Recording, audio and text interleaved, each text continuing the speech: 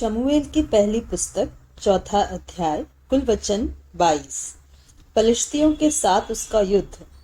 पलिश्तियों द्वारा वाचा का संदूक हथिया लिया जाना। इसराइल की पराजय।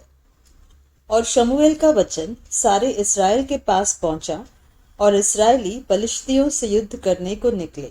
और उन्होंने तो एबेनेजर के आसपास छावनी डाली और पलिश्तियों ने अपेक में छावनी डाली। तब पलिश्तियों ने इसराइल के विरुद्ध पांति बांधी और जब घमासान युद्ध होने लगा तब इसराइली पलिश्तियों से हार गए और उन्होंने कोई 4000 इसराइली सेना के पुरुषों को मैदान ही में मार डाला। और जब वे लोग छावनी में लौट आए तब इसराइल के वृद्ध लोग कहने लगे कि यहोवा ने आज हमें पलिश्तियों से क्यों हरवा दिया है। आओ हम यहोवा की वाचा का संदूक शीलो से मांग ले आए कि वह हमारे बीच में आकर हमें शत्रुओं के हाथ से बचाए। तब उन लोगों ने शीलो में भेजकर वहां से करूबों के ऊपर विराजने वाले सेनाओं के यहोवा की वाचा का संदूक मंगा लिया।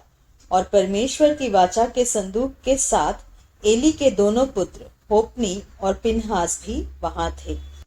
जब यहोवा की वाचा का संदूक छावनी में पहुंचा तब सारे इसराइली इतने बल से ललकार उठे कि भूमि गूंज उठी।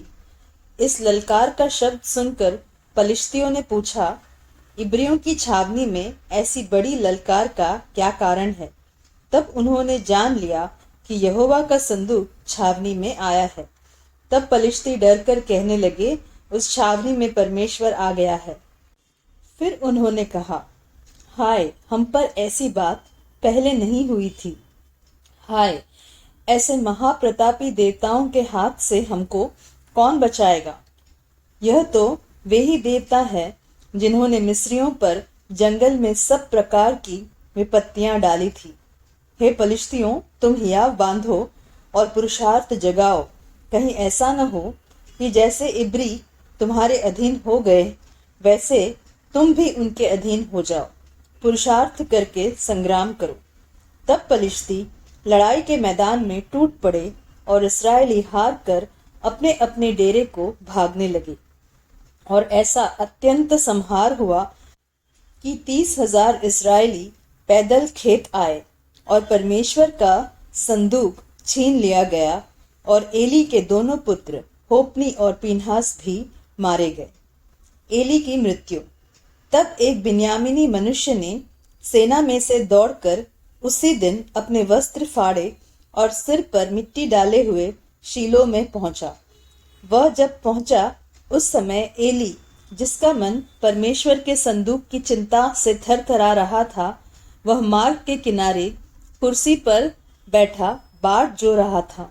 और जो ही उस मनुष्य ने नगर में पहुंचकर वह समाचार दिया, त्यों ही सारा नगर चिल्ला उठा। चिल्लाने का शब्द सुनकर एली ने पूछा, ऐसे हुल्लड़ और हाहाकार मचने का क्या कारण है। और उस मनुष्य ने झट जाकर एली को पूरा हाल सुनाया। एली तो 98 वर्ष का था और उसकी आंखें धुंधली पड़ गई थी और उसे कुछ सूझता न था। उस मनुष्य ने एली से कहा, मैं वही हूँ जो सेना में से आया हूँ और मैं सेना से आज ही भाग आया। वह बोला, हे मेरे बेटे, क्या समाचार है।